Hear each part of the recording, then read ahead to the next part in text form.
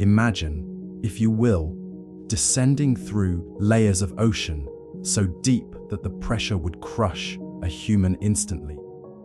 As you sink further into this alien world, your lights pierce through the darkness, illuminating creatures that seem pulled from science fiction. And then, at the very edge of your vision, you catch a glimpse of something impossibly large, something that shouldn't exist, moving with the fluid grace of a creature perfectly adapted to its environment. This is not just a story about what was, but about what could still be. Tonight, we embark on a journey through the deepest ocean trenches, the most remote underwater canyons, and the vast unexplored territories that make up over 90% of our planet's living space. We'll explore the scientific possibilities, examine the evidence, and dive into the stories of those who claim to have encountered something that defies explanation. Carcharodon's Megalodon. The name itself sends shivers through the imagination. For over 15 million years, this apex predator ruled the ancient oceans with jaws that could snap a small boat in half and teeth the size of a human hand. Reaching lengths of up to 60 feet, the Megalodon was not just a shark, it was a living testament to the ocean's power to create monsters. The conventional wisdom tells us that the Megalodon vanished approximately 3.6 million years ago, a victim of cooling seas and changing prey patterns. But as we settle into the gentle rhythm of the waves tonight, let us consider a different possibility. What if the Megalodon didn't disappear at all, but simply adapted, evolved, and retreated to the deepest parts of our oceans, where human science has barely begun to explore? The ocean is vast beyond human comprehension. We have explored less than 5% of our planet's waters, mapped less than 20% of the sea floor, and the deepest trenches remain as mysterious to us as the surface of distant planets.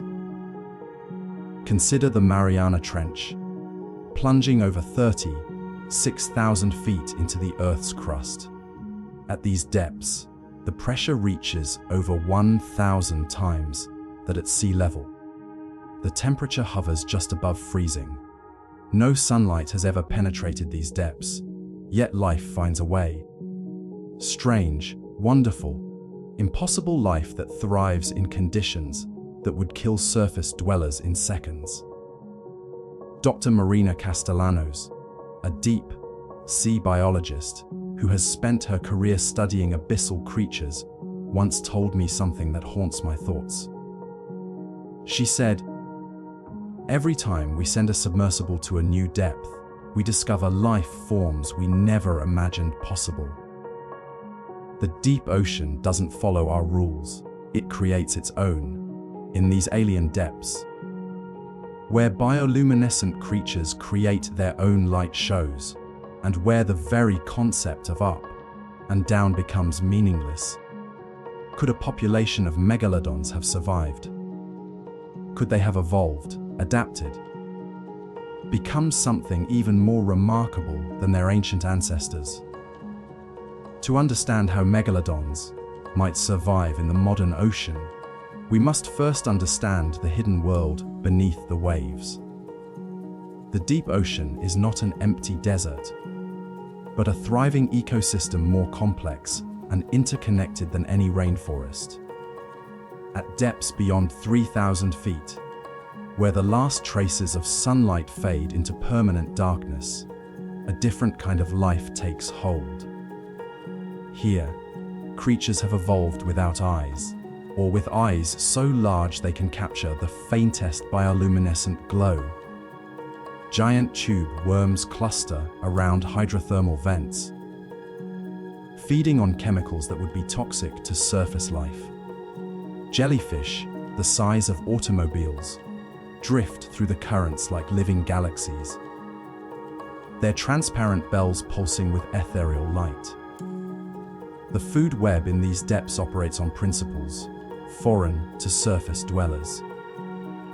Marine snow, a constant rainfall of organic debris from the waters above, provides sustenance for countless filter feeders. But it's the larger prey that would interest a surviving megalodon population. Giant squid with bodies longer than school buses. 6. Gill sharks that have remained unchanged for millions of years, and deep sea fish species we're only beginning to catalogue. Picture yourself sinking deeper, past the twilight zone, where the last hints of blue fade away, into what oceanographers call the midnight zone. Here at depths of 4,000 feet and beyond, the pressure would crush surface life. But deep, sea creatures move with elegant ease through this three-dimensional world. A Greenland shark, already ancient by surface standards, glides past your imaginary vessel. These remarkable creatures can live for over 400 years, swimming through Arctic waters at a pace so leisurely they seem almost meditative. Their slow metabolism and incredible longevity offer clues about how large predators might survive in the deep ocean's limited food environment. But imagine something larger moving through these waters. Something with the streamlined efficiency of a shark, but the size to dwarf even the largest great whites. In the crushing darkness of the deep ocean, size becomes an advantage. Larger animals retain heat better, need to feed less frequently, and can travel vast distances between meals. What if the megalodons that survived the ancient climate changes were the ones that learned to hunt in the deep? What if they developed the ability to dive to crushing depths where other predators couldn't follow? Evolution never stops. It merely changes direction based on environmental pressures. If a population of megalodons had survived into the modern era, they would not be the same creatures that terrorized ancient seas.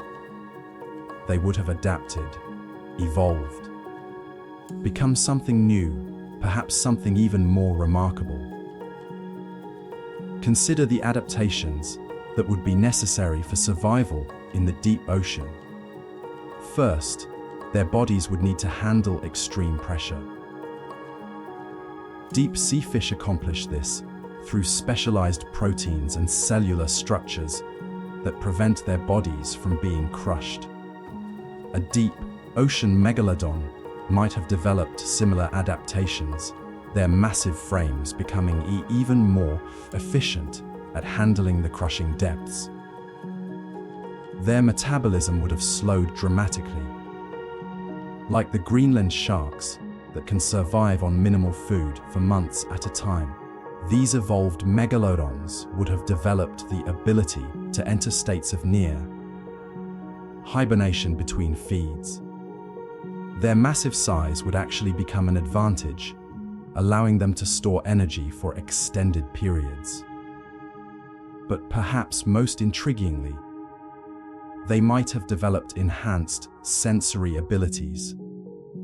Sharks already possess some of the most sophisticated sensory systems in the natural world, able to detect electrical fields generated by other creatures' nervous systems.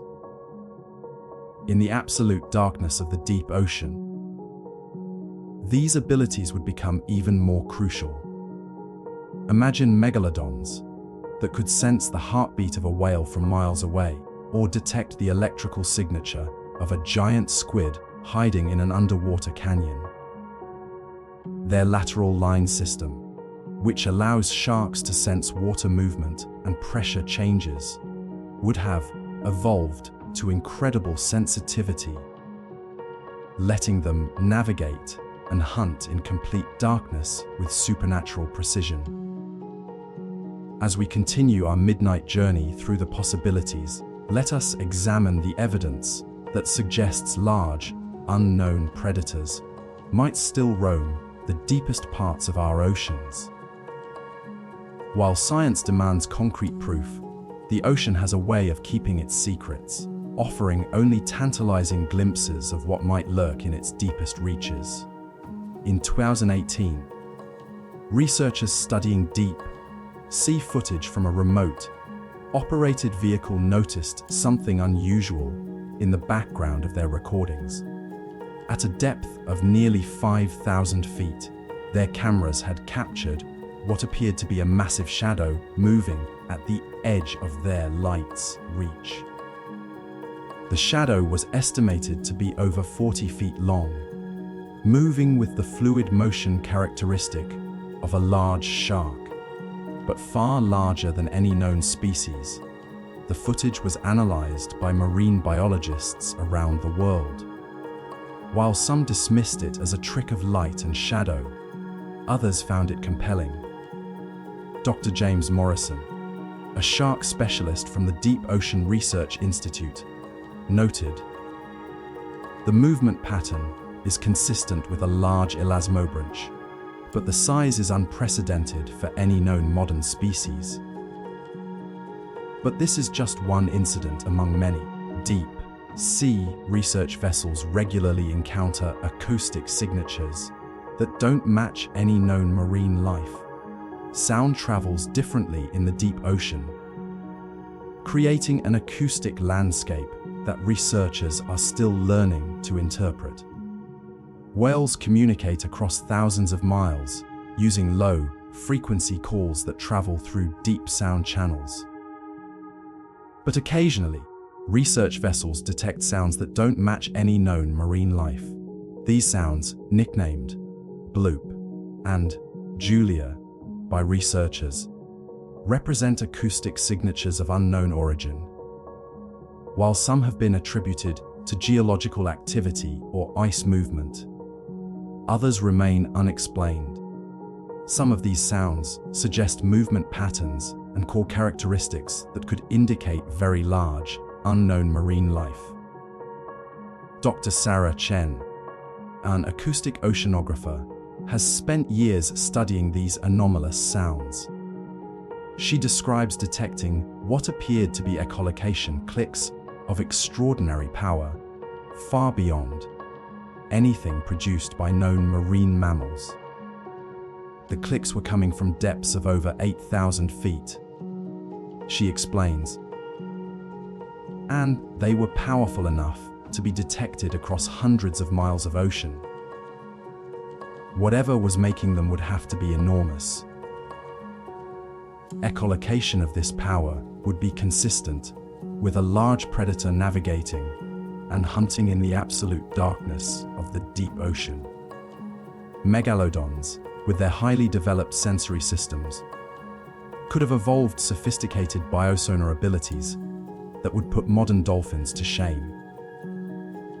As our imaginary descent continues, we pass through layers of the ocean that few humans have ever seen.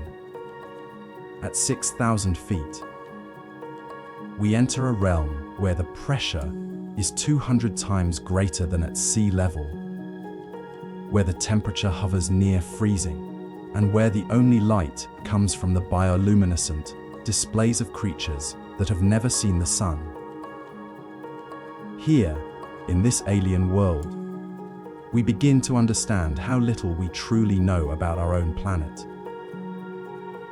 The deep ocean represents the largest living space on Earth, yet it remains more mysterious to us than the surface of Mars.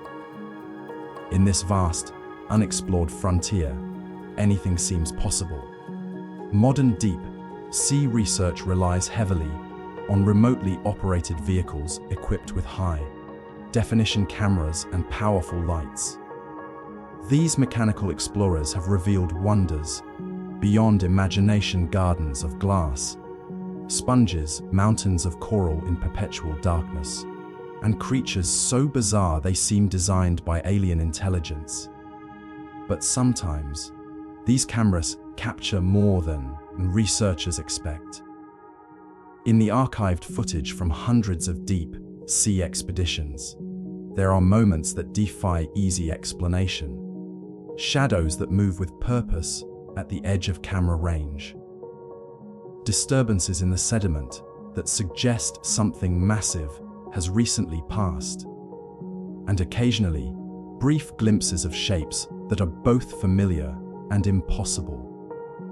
Captain Elena Rodriguez has piloted deep sea submersibles for over 20 years. She has seen things in the deep ocean that she struggles to describe.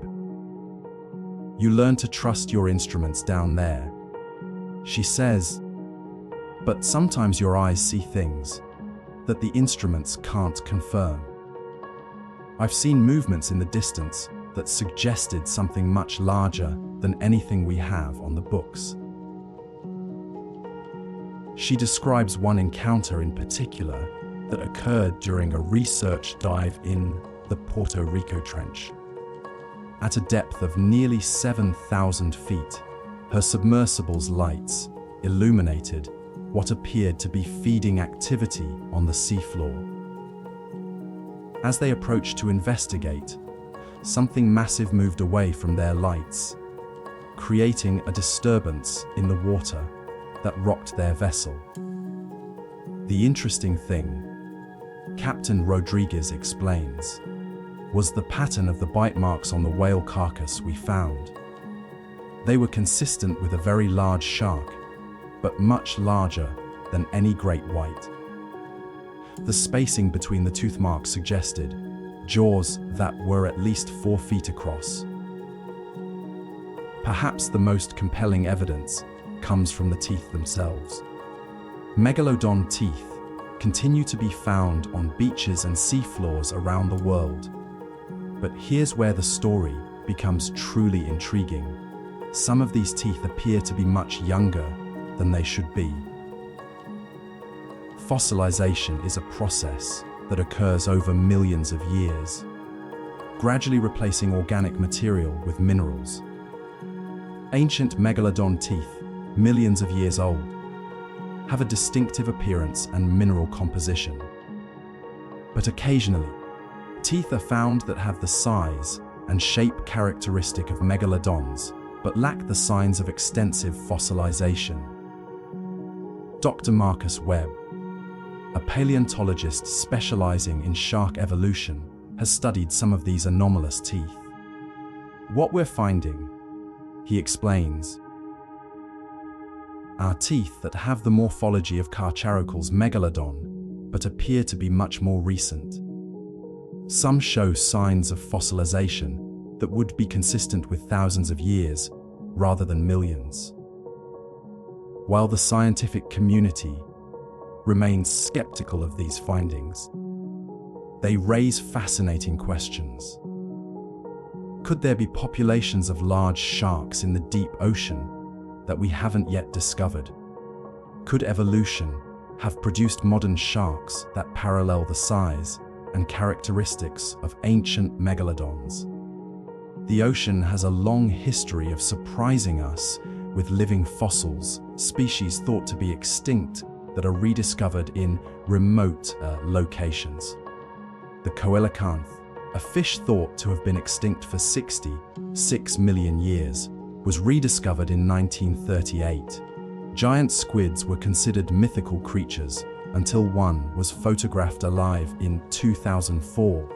Who's to say that something as remarkable as a surviving megalodon population couldn't exist in the vast, unexplored depths of our oceans? As we drift deeper into our exploration of oceanic mysteries, let us turn our attention to the predators we know exist in today's oceans, and the encounters that suggest there might be more lurking in the depths than science has yet catalogued. The modern ocean is home to predators of incredible size and power, creatures that push the boundaries of what we think is possible in marine environments. Consider the great white shark, apex predator of coastal waters and subject of countless documentaries and films. The largest confirmed great white on record measured just over 20 feet in length, a formidable predator by any standard. But deep sea researchers and commercial fishermen occasionally report encounters with sharks that dwarf even the largest great whites. These encounters, while rare and often difficult to verify, paint a picture of an ocean that still holds surprises for those who venture into its deepest reaches. They suggest that our understanding of marine predator populations is far from complete, and that the ocean's largest hunters might prefer to remain hidden in the depths. 6.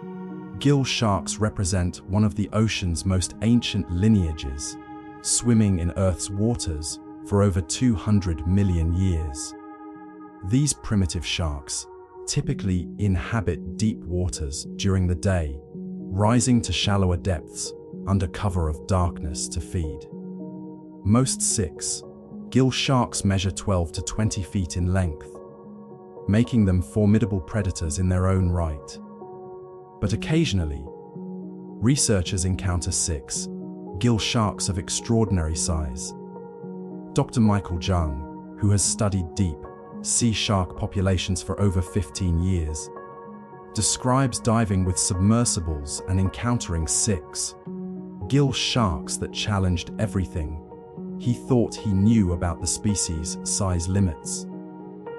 Where we're at a depth of about 4,000 feet, Dr. Jung recalls documenting a whale fall, a dead whale that had sunk to the seafloor and was providing food for deep sea scavengers. As our lights illuminated the scene, we saw several normal-sized 6 gill sharks feeding on the carcass. But then something much larger moved into view. He describes a 6 gill shark that appeared to be over 30 feet in length, moving with the slow, deliberate grace characteristic of the species, but possessing a bulk and presence that was truly awe-inspiring. The head alone was larger than most of the other sharks we were observing. When it opened its mouth, we could see rows of teeth that seemed to go on forever.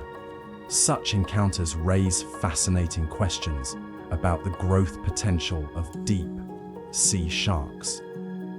In the nutrient-rich environment around whale falls and deep sea thermal vents, could sharks grow to sizes that exceed our current understanding?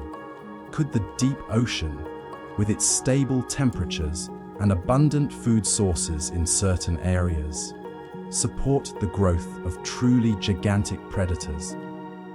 The ocean's twilight zone, that mysterious realm between 600 and 3,000 feet deep, represents one of the largest ecosystems on Earth. Here, in perpetual darkness, creatures migrate up and down the water column in the largest migration on the planet. Every night, billions of fish, squid, and other marine creatures rise toward the surface to feed, only to descend back to the depths before dawn. This daily migration creates feeding opportunities for predators at every level of the water column. But what hunts the hunters? What predators are large enough and sophisticated enough to prey on the apex predators of the twilight zone? Commercial fishing vessels working in deep water occasionally report encounters that suggest the presence of very large predators in these intermediate depths. Captain Robert Hayes, who has worked deep sea fishing boats for over 30 years, describes encounters that have stayed with him throughout his career. We were working a line at about 1,500 feet. Captain Hayes remembers pulling up catches of deep water fish when something hit our lines hard enough to nearly snap the cables. Whatever it was strong enough to drag our boat. And we're talking about 100-foot vessel for several minutes before we could cut the lines free. When they finally retrieved what remained of their fishing gear, They found bite marks on the steel cables themselves. The pattern and size of the marks suggested a predator with jaws far larger than any known shark species. The bite radius was easily 5 feet across. Captain Hayes explains. Whatever did that would have to be enormous. Perhaps some of the most intriguing evidence for large, unknown predators comes from sperm whales themselves, the ocean's premier deep sea hunters, and the only air-breathing predators capable of diving to the ocean's deepest reaches. Sperm whales are living submarines, capable of diving to depths of over 7,000 feet and holding their breath for up to 90 minutes while hunting giantate squid in the eternal darkness of the deep ocean. These magnificent creatures return to the surface bearing scars that tell stories of battles fought in the abyss. While many of the scars on sperm whales can be attributed to their fights with giant squid, the circular marks left by squid suckers are distinctive and well documented. Other scars remain unexplained. Marine mammalogist Dr. Lisa Park has spent her career studying sperm whale populations and has documented scar patterns that don't match any known predator. Wassie bite marks that are clearly from something with triangular teeth. Dr. Park explains. The spacing and depth of these wounds suggest a predator much larger than any known shark. Some of the bite patterns span 8 to 10 feet across the whale's body, which would require jaws of incredible size. These mysterious wounds are found on sperm whales in every ocean, from the Arctic to the Antarctic. The consistency of the scar patterns suggests encounters with a predator that has a global distribution and the size and power to attack even adult sperm whales. Consider what this means. Sperm whales are among the largest and most powerful predators in the ocean, equipped with massive teeth and the strongest bite force of any animal. They regularly battle giant squid with tentacles longer than school buses. For something to successfully attack and wound a sperm whale, it would have to be truly extraordinary. The battles that create these scars take place in the deepest parts of the ocean, miles below the surface, in crushing darkness where no human has ever witnessed the encounters. What emerges from these depths are whales bearing evidence of confrontations with something that science has yet to identify or explain. The deep sea fishing industry operates at the very edges of human exploration, dropping lines and nets into waters that may never have been sampled by scientific research vessels. These commercial operations provide an unofficial network of observers in some of the ocean's most remote locations. Captain Maria Santos has worked commercial long-line fishing operations in the deep waters off the coast of Chile for over 20 years. Her vessels typically work at depths between 3,000 and 6,000 feet, targeting deep sea fish species that command premium prices in international markets. Over the years, she has collected stories from her crew that paint a picture of an ocean filled with mysteries. The fish talk to each other down there. Captain Santos says with a smile that suggests both humor and seriousness. When something big moves through an area, all the fish we're catching suddenly disappear. The lines go quiet for hours, sometimes days. Whatever's down there, it's big enough to clear out entire sections of the deep ocean. She describes incidents where their sonar equipment has detected massive objects moving through the water column at depths where only the largest whales should be present. but with movement patterns that don't match any known whale behavior. These objects appear on sonars as solid masses 40 to 50 feet in length, moving with speed and agility that suggests active predation rather than the leisurely movements typical of baleen whales. Perhaps most intriguingly, Captain Santos and her crews have occasionally hauled up deep sea fish with bite marks that tell stories of encounters with unknown predators. We catch fish that have been bitten in half by something with teeth like railroad spikes. She explains. The bite marks are clean, powerful, the kind of cuts you'd expect from the ultimate predator. These fish, caught at depths where great whites and other familiar sharks are rarely found, bear evidence of encounters with something that combines the size and power necessary to hunt in the deep ocean's extreme environment. The bite patterns suggest predators with jaw structures similar to sharks, but scaled up to sizes that challenge our understanding of what the modern ocean can support. As we descend further into the realm of scientific possibility, let us explore how creatures as magnificent as megalodons could have survived the changing conditions that supposedly led to their extinction millions of years ago. The story of survival in the ocean is not just about size and power, but about adaptation, intelligence, and the ability to exploit environmental niches that other species cannot access. The extinction of the megalodon is attributed to several factors: cooling ocean temperatures, changes in sea level, and the decline of their primary prey species. But extinction events are rarely absolute. They represent massive selective pressure that eliminates most of a population, while potentially allowing small groups with advantageous adaptations to survive in new environmental niches. What if the megalodons that survived were the ones that learned to hunt in deeper, warmer waters?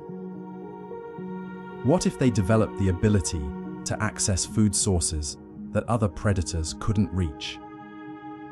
While the surface oceans cooled during the climatic changes that occurred 3 million years ago, the deep ocean remained relatively stable. Thermal vents, underwater volcanic activity, and geothermal heating create pockets of warmth in the deepest parts of the ocean that could serve as refuges for creatures adapted to warmer conditions. Dr. Rebecca Martinez, a specialist in paleoceanography, has spent years studying how ancient marine creatures might have survived dramatic climate changes. Her research focuses on thermal refuges, areas of the ocean where temperature and chemical conditions remained stable even as surface conditions changed dramatically. The deep ocean is not uniform, Dr. Martinez explains. There are areas around hydrothermal vents where water temperatures can reach 80 degrees Fahrenheit, even at depths of thousands of feet. These thermal oases could support ecosystems that are completely independent of surface conditions. Around these thermal vents, life flourishes in ways that seem almost magical. Tube worms grow to extraordinary sizes, feeding on chemicals that would be toxic to surface life. Fish populations thrive in the warm water, creating abundant food sources for larger predators. The entire ecosystem operates on principles that are fundamentally different from surface marine environments. A population of megalodons that learned to exploit these thermal refuges could have survived the global cooling that eliminated their surface-dwelling relatives. Over millions of years, they would have adapted to the unique conditions of the deep ocean while retaining their status as apex predators in these isolated ecosystems. Survival in the deep ocean requires more than just tolerance for cold and pressure. The chemistry of deep water is fundamentally different from surface water, with lower oxygen levels, different pH balances, and unique mineral compositions that challenge the physiology of surface, adapted creatures. But evolution is remarkably creative in solving chemical challenges. Deep sea fish have evolved hemoglobin that can extract oxygen from water, where surface fish would suffocate. Their cellular chemistry operates efficiently at pressures that would be instantly fatal to shallow water species. A population of megalodons that survived in the deep ocean would have necessarily evolved similar adaptations. Their blood chemistry would have changed to operate efficiently in low oxygen environments. Their cellular structure would have adapted to function under extreme pressure. Most remarkably, their metabolism would have shifted to take advantage of the unique food webs that exist around thermal vents and deep sea ecosystems. Dr. Jonathan Foster, a biochemist who studies deep sea adaptations, describes these evolutionary changes as some of the most remarkable in the natural world. Deep sea creatures have essentially reinvented the basic chemistry of life, he explains. They've developed proteins that fold differently under pressure, enzymes that work in cold temperatures, and metabolic pathways that would kill surface creatures. The implications are extraordinary. Megalodons that survived in the deep ocean would not just be larger versions of their ancient ancestors. They would be biochemically distinct creatures adapted to exploit environmental niches that no surface predator could access. They would be living submarines, as comfortable at crushing depths as their ancestors were in shallow, warm seas. But perhaps the most compelling argument for megalodon survival lies in the deep ocean's unique food web structure. While surface marine ecosystems can be disrupted by climate change, the deep ocean's food webs are remarkably stable, based on energy sources that are independent of surface conditions. The base of the deep sea food web is not photosynthesis, but chemosynthesis, the process by which bacteria convert chemicals from thermal vents into energy. This creates a food web that is completely independent of sunlight, weather patterns, or surface ocean conditions. It's an ecosystem that could theoretically support large predators indefinitely, regardless of what happens at the surface. Marine ecologist Dr. Amanda Richardson has studied these deep seafood webs for over a decade. Her research reveals ecosystems of incredible complexity and stability around thermal vent systems. What we're seeing, she explains, food webs that have probably remained relatively unchanged for millions of years. They're isolated from surface disruptions and based on energy sources that are essentially unlimited. In these ecosystems, large predators would have distinct advantages. The patchy distribution of food sources would favor creatures capable of traveling long distances between feeding opportunities. The three-dimensional nature of the deep ocean would provide hunting opportunities unavailable to surface predators. Most importantly, the lack of competition from other large predators would allow apex species to reach sizes limited only by the physics of their environment. Consider a population of megalodons that learned to exploit this deep sea abundance. They would hunt along chains of thermal vents, traveling vast distances through the deep ocean's highway system. They would prey on the large creatures that thrive in these warm, water oses, giant tube worms, deep sea fish populations, and perhaps most intriguingly, other large predators that venture into their territory. Modern sharks display levels of intelligence that consistently surprise researchers. Great whites have been observed using complex hunting strategies, learning from experience, and even displaying what appears to be curiosity about their environment. Tiger sharks have been documented using tools and solving problems that require planning and memory. A population of megalodons that survived for millions of years in the challenging environment of the deep ocean would have necessarily developed enhanced intelligence. The deep ocean rewards creatures that can remember the locations of thermal vents, predict the movements of prey species, and navigate vast distances through featureless terrain. Dr. Catherine Lee, who studies shark cognition and behavior, believes that deep ocean predators would develop intelligence levels far beyond their shallow water relatives. Navigation in the deep ocean requires spatial memory and problem-solving abilities that would push cognitive evolution. She explains, creatures that can remember and utilize the three-dimensional landscape of the deep ocean would have enormous advantages. Imagine megalodons with the cognitive abilities to map thermal vent systems across entire ocean basins, to remember seasonal migration patterns of prey species, and to coordinate hunting strategies across groups of individuals. These would not be the mindless eating machines of popular imagination, but sophisticated apex predators with intelligence shaped by millions of years of evolution in the ocean's most challenging environment.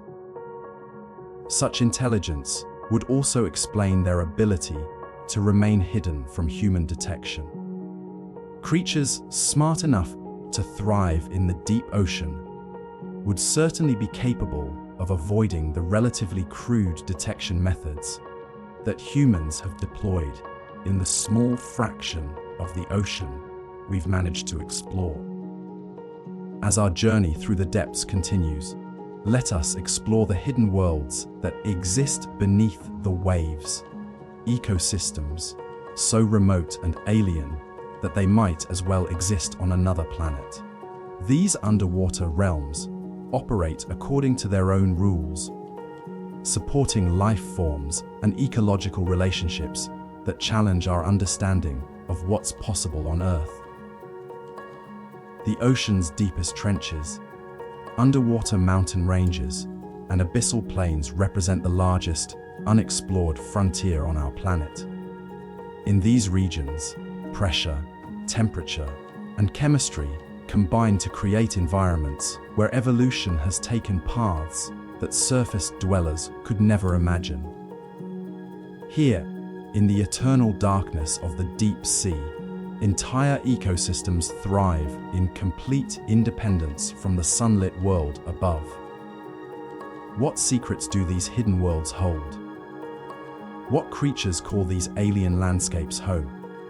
And how might they have shaped the evolution of the ocean's largest predators?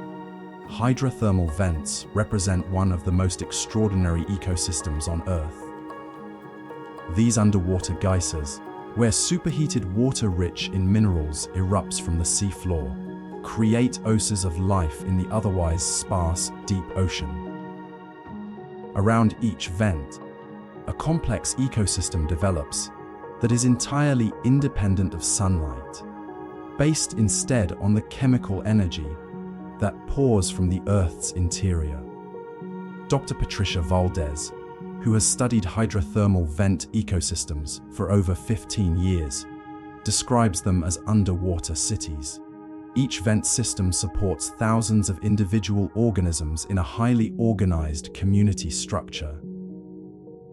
She explains, "You have tube worms that can grow 8 feet long, crabs that have evolved without eyes, fish that thrive in water temperatures that would cook surface species. But it's the scale of these ecosystems that truly captures the imagination. Individual vent fields can extend for miles along underwater mountain ranges, creating corridors of abundance that connect distant parts of the ocean floor.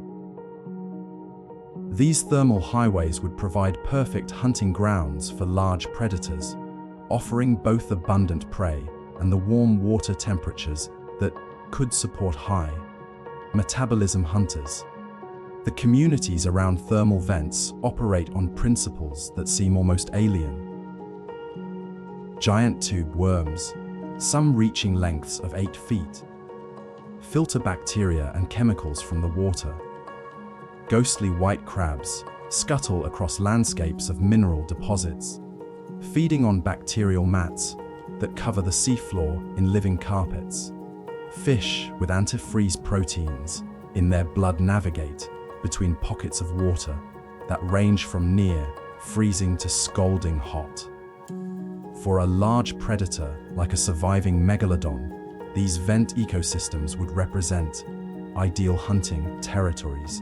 The concentration of prey species around thermal vents would provide feeding opportunities unavailable in the sparse, deep ocean. The warm water temperatures would support the high energy lifestyle of an active predator. Most importantly, the remote location and extreme conditions would provide perfect concealment from human detection. Beyond the thermal vents lie even stranger systems, the abyssal gardens that flourish in the perpetual darkness of the deep ocean floor. These communities, sustained by the constant rain of organic debris from the surface waters, create underwater landscapes that rival any terrestrial ecosystem in their complexity and beauty. Glass sponge reefs, some thousands of years old, create underwater cathedrals that stretch for miles across the seafloor. These ancient organisms, growing at rates measured in millimeters per year, form three-dimensional structures that provide habitat for countless other species. Within their crystalline frameworks, entire ecosystems develop in slow motion, operating on timescales that make human civilization seem like a brief flicker. Dr. Morgan Campbell, a deep-sea ecologist, has spent years mapping these abyssal communities. His work reveals ecosystems of extraordinary complexity hidden in the ocean's deepest regions.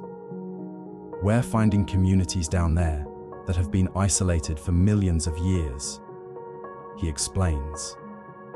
They've evolved independently, creating biological relationships that don't exist anywhere else on Earth.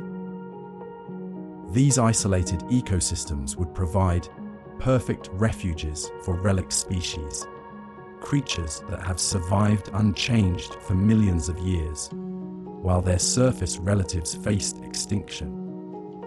In the stable conditions of the deep ocean, where temperature and chemistry remain constant for geological periods, there would be no pressure for rapid evolutionary change. Ancient species could persist alongside highly evolved modern forms, creating biological communities that span millions of years of evolution. Imagine swimming through these abyssal gardens, where creatures from different eras of Earth's history coexist in the eternal twilight of the deep sea. Here, living fossils move alongside species so highly evolved they seem designed by advanced intelligence.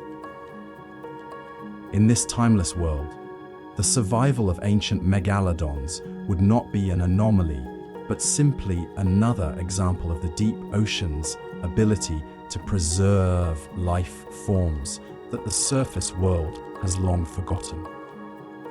Perhaps most intriguingly, recent research has revealed that the deep ocean is not the empty desert that scientists once imagined. but a highly connected network of ecosystems linked by underwater currents, thermal plumes, and migration routes that span entire ocean basins. These deep ocean highways allow creatures to travel vast distances while remaining in the stable environment of the deep sea. Thermal currents carry nutrients and organisms between distant vent systems. Underwater mountain ranges provide navigation landmarks for creatures moving through the three-dimensional landscape of the deep ocean. Most importantly, these highways would allow large predators to range across territories that dwarf anything possible for surface-dwelling species. Oceanographer Dr. Stephen Park has spent his career mapping these deep ocean connections. His research reveals a global network of deep sea ecosystems that are far more interconnected than anyone previously imagined. What we're seeing, he explains, is essentially an underwater continent with its own geography, climate systems, and migration patterns. It's a world that operates completely independently of surface conditions. For apex predators like surviving megalodons, these deep ocean highways would provide access to hunting territories spanning thousands of miles. They could follow thermal currents between vent systems, using underwater mountain ranges as navigation aids while remaining at depths where human detection would be virtually impossible. Their territory could encompass entire ocean basins, allowing them to exploit seasonal food sources and breeding areas across vast distances. The implications are staggering. Rather than being restricted to local areas, like surface predators, deep ocean megalodons could operate on a truly global scale. They could follow deep water currents from the Pacific to the Atlantic, hunt along underwater mountain ranges that span continents, and utilize thermal vent systems as rest stops during journeys that cover half the planet. One of the most remarkable discoveries in deep sea ecology has been the realization that when large whales die and sink to the ocean floor, they create oases of life that can persist for decades. These whale falls, as they're known, provide massive amounts of nutrients to the nutrient-poor deep sea floor, supporting specialized communities of scavengers and decomposers found nowhere else on Earth. Dr. Lisa Chang, who has studied whale fall ecosystems for over a decade, describes them as temporary cities in the deep ocean desert. A single whale carcass can support thousands of organisms for 20 to 30 years. She explains, first come the mobile scavengers, hagfish, sleeper sharks, deep sea crabs. Then bone-eating worms move in to consume the skeleton itself. Finally, bacteria break down the last organic compounds, supporting unique communities of tube worms and clams. For large predators, whale falls would represent feast opportunities that could sustain them for extended periods. The concentration of scavengers around a whale carcass would provide abundant secondary feeding opportunities. The predictable location of these food sources would allow predators to plan their movements across the vast emptiness of the deep ocean. But whale falls also reveal something else: the deep ocean's ability to support very large creatures on a temporary but regular basis. If the deep sea can sustain communities built around individual whale carcasses, it could certainly support populations of large, long-lived predators that have evolved to exploit these temporary abundance events. Consider megalodons that have learned to locate and exploit whale falls across entire ocean basins. Using their enhanced sensory capabilities, they could detect the chemical signatures of decomposing whale carcasses from hundreds of miles away. They could time their arrivals to coincide with peak scavenger activity, when the whalefall communities would provide the richest hunting opportunities. This lifestyle would require intelligence, planning, and the ability to navigate across vast distances in the featureless environment of the deep ocean. It would also explain their rarity and the difficulty in detecting them. Creatures that spend most of their time traveling between widely scattered food sources would naturally be difficult to locate and study. As we drift deeper into the mysteries of the ocean's apex predators, let us consider the remarkable persistence of ancient life forms in modern marine environments. The ocean has always been evolution's most conservative realm, a place where successful designs persist for millions of years, while surface environments change dramatically around them. The discovery of living fossils, species thought to have been extinct for millions of years, has become almost routine in marine biology. The coelacanth, discovered alive in 1938 after being thought extinct for 66 million years, was just the beginning. Since then, researchers have discovered numerous species that challenge our understanding of extinction and survival in marine environments.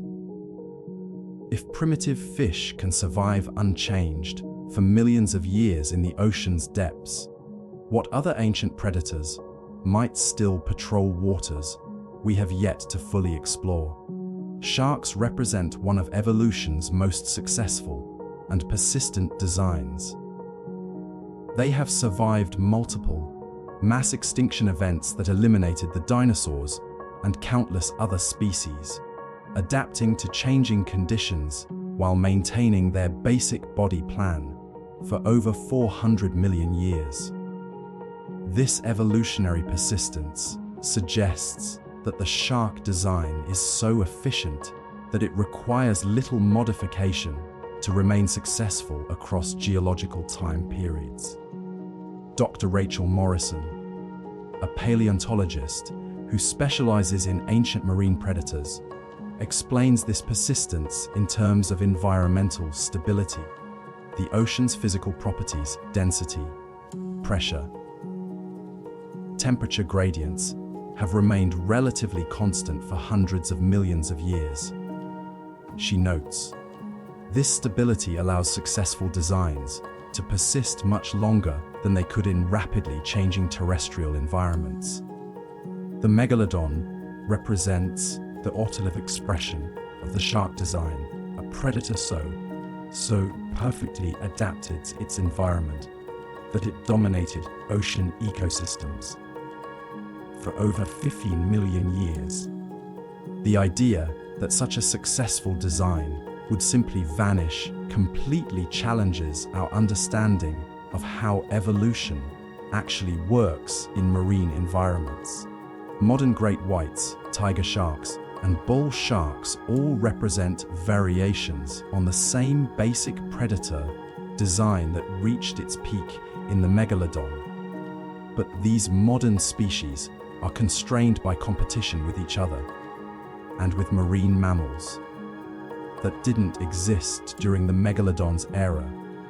In the deep ocean, where this competition would be minimal, there would be fewer constraints on size and predatory efficiency.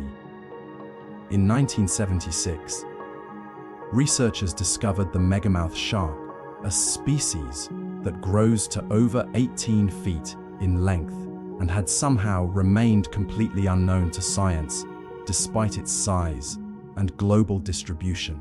This discovery revolutionized our understanding of how much we still don't know about large marine species, even in the modern era of advanced oceanographic research. The goblin shark, discovered in deep waters off Japan, represents a lineage that dates back over 125 million years. These remarkable creatures, with their extending jaws and primitive body structure, demonstrate that ancient predator designs can persist essentially unchanged in the deep ocean environment. Dr. Mark Peterson, who has studied deep sea shark populations for over 20 years, describes each new discovery as a reminder of our ignorance about deep ocean ecosystems. Every time we think we have a complete picture of deep sea predator communities, he explains, we discover something that changes everything. The ocean is constantly surprising us with species we never imagined existed. These discoveries suggest that our catalogue of marine predators is far from complete. In the vast, unexplored regions of the deep ocean, ancient lineages could persist alongside modern species, creating predator communities that span millions of years of evolutionary history. One of the most consistent patterns in deep sea biology is gigantism, the tendency for deep water species to grow much larger than their shallow water relatives. This phenomenon, known as deep sea gigantism, affects everything from squid and crustaceans to fish and marine worms. The reasons for deep sea gigantism are complex but well understood. Cold water allows larger body sizes by reducing metabolic requirements. The sparse distribution of food sources favors creatures that can survive long periods between meals. The three-dimensional nature of the deep ocean reduces territorial competition, allowing individuals to grow to their physiological limits. Giant squid, reaching lengths of over 40 feet, represent perhaps the most famous example of deep sea gigantism, but they are just one species in an entire ecosystem of giants. Deep sea isopods grow to the size of footballs. 6. Gill sharks in deep water regularly exceed the size of their shallow water cousins. Even deep sea fish species tend to be significantly larger than related species found in shallower water. Dr. Jennifer Walsh, who studies deep sea gigantism, explains this phenomenon in terms of ecological opportunity. The deep ocean represents the largest available habitat on Earth. She notes, with minimal competition for space and resources. Under these conditions, the primary constraint on body size becomes physiology rather than ecology. For apex predators like sharks, the deep ocean would provide ideal conditions for reaching maximum possible size.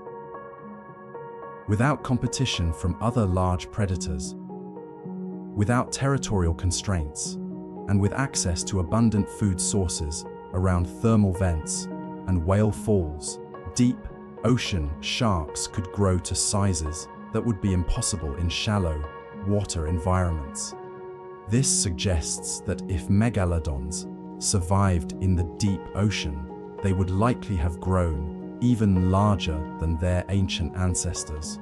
Modern deep ocean megalodons might exceed 60 feet in length, representing the ultimate expression of the shark design, unconstrained by the ecological limitations that affect surface predators.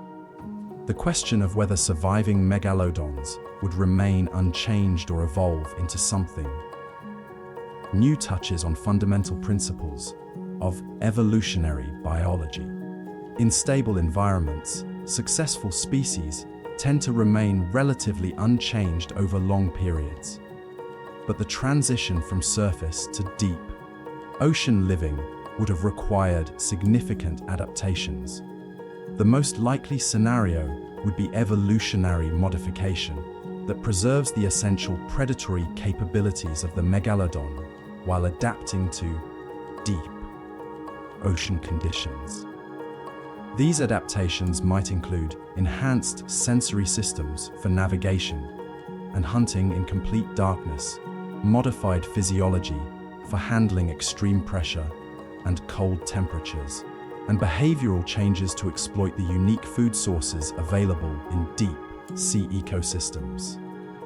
Dr. Robert Kim, an evolutionary biologist who studies adaptation in extreme environments, describes this process as conservative innovation. Evolution tends to preserve what works while modifying what needs to change. He explains, a deep ocean megalodon would still be recognizably a megalodon, but with enhancements that make it even more effective in its new environment. These enhancements might include bioluminescent capabilities for communication and hunting, enhanced electroreception for detecting prey in complete darkness, modified metabolism for surviving long periods between meals, and possibly even echolocation abilities for navigation in the three-dimensional environment of the deep ocean. The result would be creatures that represent the best of both ancient and modern design, predators with the size and power of the original megalodons, but enhanced by millions of years of evolution in the ocean's most challenging environment. They would be living submarines, perfectly adapted to exploit ecological niches that no other predator could access. As we continue our exploration into the darkest depths of oceanic mystery, let us examine the complex web of life that exists in the deep sea, a food chain so intricate and alien that it operates by rules entirely different from surface ecosystems. Understanding this deep ocean food web is crucial to comprehending how apex predators like surviving megalodons could not only exist, but thrive in the planet's most extreme marine environments. The deep ocean food chain begins not with photosynthesis, as in surface waters, but with chemosynthesis, the remarkable process by which bacteria convert chemical energy from thermal vents and cold seeps into biological energy. This fundamental difference creates a food web that is independent of sunlight, weather patterns, and seasonal changes that affect surface marine ecosystems. In this alien world where chemistry replaces sunlight as the foundation of life, what extraordinary creatures have evolved to fill the role of apex predators? At the base of the deep ocean food web lie bacteria that perform chemical miracles impossible in surface environments. These microorganisms, thriving around hydrothermal vents and cold seeps, convert hydrogen sulfide, methane, and other chemicals into organic compounds that form the foundation of entire ecosystems. Dr. Maria Santos, a microbiologist who studies chemosynthetic bacteria, describes these organisms as the architects of deep sea life. These bacteria don't just survive in conditions that would be toxic to surface life. She explains, they thrive in them. They've turned some of the most hostile environments on Earth into productive ecosystems. The bacterial mats that grow around thermal vents can be incredibly dense, sometimes containing billions of individual organisms per square meter. These living carpets provide food for filter feeders, grazers, and small predators, creating the first level of the deep ocean food web. Giant tube worms, some reaching 8 feet in length, have formed symbiotic relationships with these chemosynthetic bacteria. The worms provide a safe environment for the bacteria, while the bacteria provide nutrients directly to the worm's tissues. This remarkable partnership allows the tube worms to grow to enormous sizes in an environment where traditional feeding would be impossible. But tube worms are just the beginning. Around each thermal vent or cold seep, communities of specialized creatures develop that exist nowhere else on Earth. Deep sea mussels and clams, some growing to extraordinary sizes, filter bacteria and organic particles from the water. Ghostly white crabs scuttle across mineral deposits, feeding on bacterial films. Fish with specialized adaptations navigate between pockets of chemical-rich water, feeding on the abundant microbial life.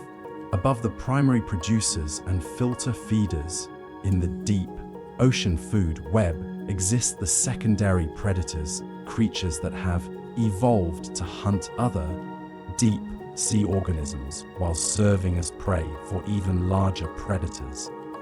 These middle-tier hunters represent some of the most bizarre and fascinating creatures on our planet. Deep sea squid, including species that can reach 40 feet in length, patrol the middle waters hunting fish, crustaceans, and smaller squid. Their bodies, translucent and often bioluminescent, are perfectly adapted for hunting in the eternal darkness of the deep ocean. They can change color instantly for camouflage, produce their own light for communication and hunting, and move with explosive speed when attacking prey. 6. Gill sharks. Ancient predators that have remained virtually unchanged for 200 million years, cruise through deep water hunting grounds seeking fish, squid, and carrion. These primitive sharks can reach lengths of 20 feet and have been recorded diving to depths of over 6,000 feet. While hunting for food, deep sea anglerfish, with their bioluminescent lures and enormous mouths, represent evolution's solution to hunting in an environment where prey encounters might be separated by weeks or months.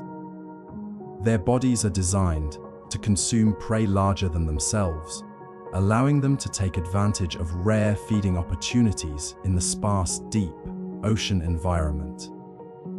Dr. Patricia Lee, who studies deep sea predator ecology, describes these middle-tier hunters as living solutions to impossible problems. She explains, each species has evolved remarkable adaptations that allow them to find, catch, and consume prey in an environment where traditional hunting strategies simply wouldn't work. But, perhaps most importantly, for our consideration of surviving megalodons, these middle-tier predators exist in sufficient numbers and sizes to support even larger predators. The biomass of deep sea squid alone could theoretically support populations of truly gigantic predators, creatures that could make the ancient megalodons seem small by comparison. This brings us to the crucial question: what sits at the top of the deep ocean food web? What apex predators have evolved to hunt the giants of the deep sea? And how large could they theoretically become? Current scientific knowledge suggests that sperm whales represent the apex predators of the deep ocean, diving to extraordinary depths to hunt giant squid in battles that rival anything from mythology. These magnificent marine mammals can dive to depths exceeding 7,000 feet and engage in combat with cephalopods that might outweigh them. But sperm whales are air-breathing mammals, limited by their need to return to the surface for oxygen. Their diving time, while impressive, is measured in minutes rather than hours. For creatures that can remain in the deep ocean indefinitely, without the constraint of returning to the surface, the hunting opportunities would be far greater. This is where the possibility of surviving megalodons becomes not just plausible, but almost inevitable from an ecological perspective. The deep ocean contains abundant prey in the form of large squid, deep sea fish, and other sharks. It provides thermal refuges where large predators could maintain high metabolism rates.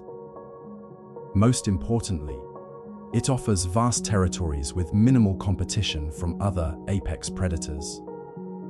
Dr. Michael Chang, a theoretical ecologist who models deep seafood webs, has calculated that the deep ocean could theoretically support apex predators much larger than anything currently known to exist. The available prey biomass in deep sea environments could sustain predators of truly extraordinary size. He explains. We're talking about creatures that could dwarf even the largest great whites while having access to food resources that surface predators can't exploit. Understanding energy flow in deep sea ecosystems reveals why these environments could support such large predators.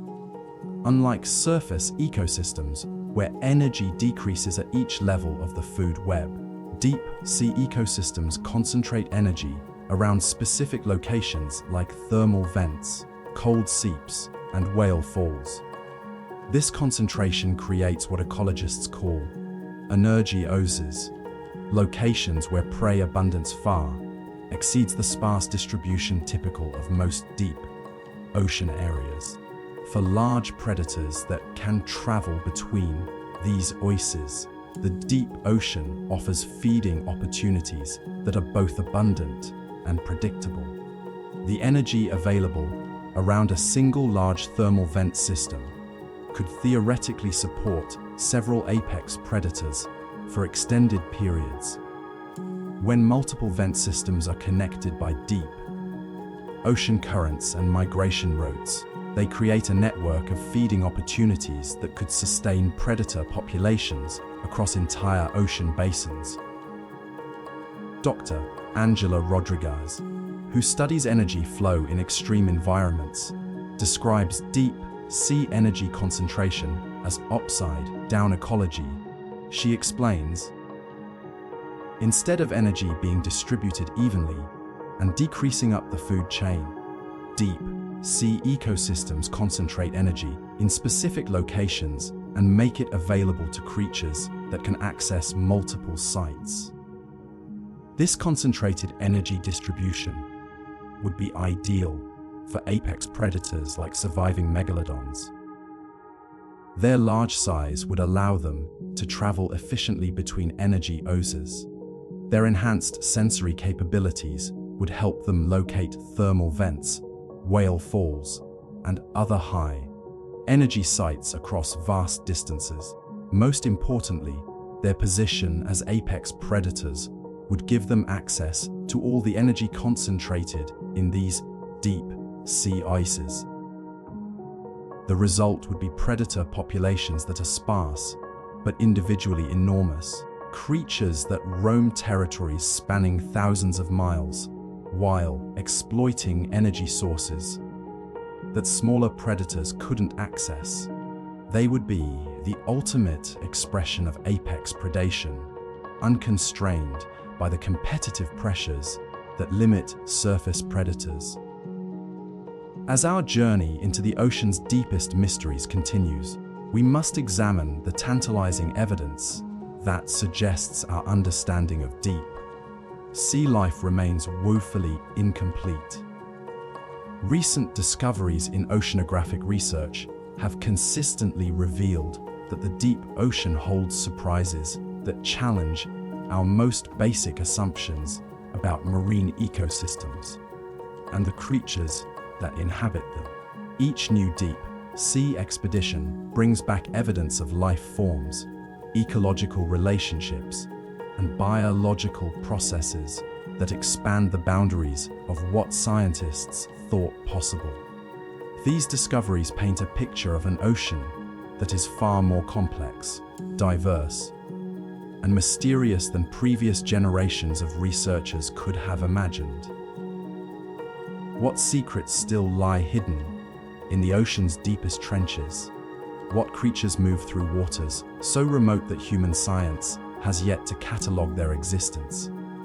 In 1997, underwater microphones operated by the National Oceanic and Atmospheric Administration detected a sound unlike anything previously recorded in the ocean. The sound, dubbed the bloop, was detected by sensors over 3,000 miles apart, suggesting a source of extraordinary size and power. The bloop lasted for just over a minute, but its characteristics puzzled researchers for years. The frequency pattern resembled biological sounds made by marine animals, but the volume and geographic spread required a creature larger than any known species. The sound originated from a remote area of the Pacific Ocean, in waters over 2 miles deep. Dr. Christopher Fox, an acoustic oceanographer who studied the bloop extensively, describes the initial analysis as both exciting and troubling.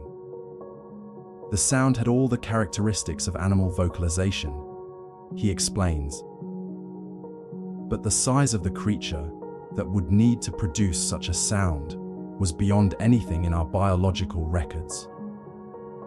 While the bloop was eventually attributed to the sound of ice breaking off Antarctic glaciers, other acoustic anomalies detected in deep ocean waters remain unexplained.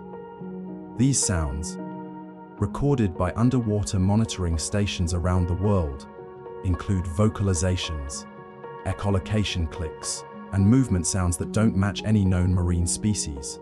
The Julia sound, recorded in 1999, exhibited characteristics suggesting biological origin, but came from depths and locations where no known large marine animals are thought to exist.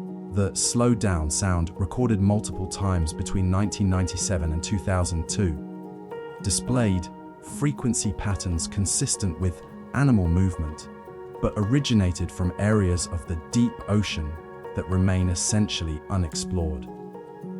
These acoustic mysteries raise profound questions about what might exist in the ocean's deepest regions. If unknown creatures capable of producing such sounds do exist, they would necessarily be of enormous size, living in the most remote areas of the deep ocean, where human detection and study would be virtually impossible. Modern deep sea research relies heavily on remotely operated vehicles, ROVs, equipped with high-definition cameras and powerful lighting systems. These mechanical explorers have revealed wonders beyond imagination, but they have also captured images that defy easy explanation. In archived footage from hundreds of deep sea expeditions, researchers have identified numerous instances of large, unidentified objects moving at the edge of camera range. These shadows and shapes, while never clearly visible, display movement patterns and sizes that don't match any catalogued deep sea species. Captain Elena Martinez, who operates deep sea ROVs for oceanographic research institutions, describes encounters that have stayed with her throughout her career. You learn to interpret what you're seeing on the cameras, she explains, but sometimes you see things that don't fit any category. Movements that are too large, too fast, too purposeful to be anything we have in the books. She describes one incident in particular that occurred during a research dive in the Puerto Rico Trench, at depths exceeding 20,000 feet. Their ROV was investigating a whale fall when something massive moved through the frame, displacing sediment and creating turbulence that rocked the vehicle. The interesting thing, Captain Martinez recalls, was that whatever it was seemed to be investigating us as much as we were trying to see it. It maintained distance, stayed at the edge of our lights, but definitely seemed aware of our presence. Analysis of the footage revealed an object, at least 40 feet in length, moving with the fluid motion characteristic of a large marine animal. The size estimate was based on comparison with the known dimensions of the ROV and the whale bones visible in the frame. But the creature itself remained frustratingly unclear. Perhaps even more intriguing than visual sightings are the sonar contacts that deep sea research vessels regularly detect but cannot identify. These acoustic returns suggest large, mobile objects in areas where no known marine life should exist at such sizes. Modern research vessels use sophisticated sonar systems that can detect and track objects throughout the water column. These systems are designed to distinguish between geological features, known marine life, and equipment, but they regularly detect contacts that don't fit any established category.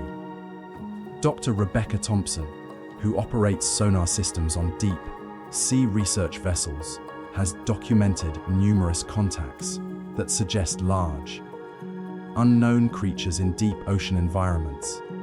We get returns that indicate objects 60 to 80 feet in length, moving at depths where the largest known creatures should be whales. She explains, but the movement patterns don't match whale behavior. These contacts appear on sonar as solid objects moving with purpose and speed through the deep ocean. They maintain consistent depth, navigate around underwater obstacles, and sometimes appear to respond to the research vessel's presence by changing course or depth. What makes these contacts particularly intriguing is their global distribution. Similar unidentified sonar returns have been detected in deep waters off every continent, suggesting that whatever creates these signatures has a worldwide distribution and possibly a significant population size. The contacts are most frequently detected around areas of high biological activity, near thermal vents, whale falls, and deep sea seamounts where prey concentrations would be highest. This pattern suggests creatures that are actively hunting or feeding, rather than simply traveling through deep ocean areas. Recent advances in deep sea photography and video technology have revealed that the deep ocean supports much larger creatures than previously thought possible. Giant siphonophores over 100 feet in length have been documented drifting through deep waters like living galaxies. Deep sea jellyfish with bells over 6 feet across pulse through the darkness in numbers that suggest vast populations. Dr. Martin Walsh, who specializes in deep sea megafauna, describes these discoveries as reality checks for our assumptions about deep ocean ecosystems. He explains, every time we improve our detection capabilities, we discover that the deep ocean supports much larger life forms than we previously imagined possible. The existence of these giant creatures raises obvious questions about what preys upon them. Ecosystems are balanced systems where every species fills a particular niche, and the presence of very large prey species necessarily implies the existence of very large predators. Giant siphonophores, despite their impressive length, are delicate creatures that would be vulnerable to attacks from large, powerful predators. Deep sea jellyfish, while capable of delivering powerful stings, would still be attractive prey for creatures large enough to handle their defensive capabilities. The biomass represented by these giant deep sea creatures could theoretically support apex predator populations of corresponding size. A single giant siphonophore could provide enough nutrition to sustain a very large predator for weeks or months, while populations of deep sea megafauna could support sustainable predator communities across entire ocean basins. This ecological logic suggests that apex predators matching, or exceeding the size of ancient megalodons, not only could exist in modern deep oceans, but probably should exist to maintain ecosystem balance. The absence of such predators from our scientific catalogues might simply reflect the difficulty of detecting and studying creatures that live in the most remote and inaccessible parts of our planet. As we drift deeper into the realm of oceanic mysteries, we encounter phenomena that challenge our understanding, not just of marine biology, but of the very nature of life in Earth's most extreme environments. These unexplained events, recorded by research vessels, commercial ships, and underwater monitoring stations, paint a picture of an ocean that still holds secrets beyond our current scientific comprehension. The modern ocean, despite centuries of exploration and decades of advanced technological study, continues to surprise us with events and observations that don't fit our established models of marine ecosystems. These anomalies suggest that our catalogue of ocean life remains dramatically incomplete, particularly in the deepest and most remote regions of the sea. What forces move through the deep ocean, leaving traces that our instruments can detect, but our science cannot explain? What creatures create phenomena that push the boundaries of biological possibility?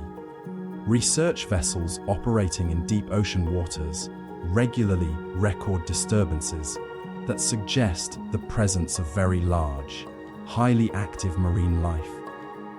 These disturbances, detected by sensitive equipment designed to monitor ocean conditions, indicate movements and activities that exceed anything attributed to known deep sea species.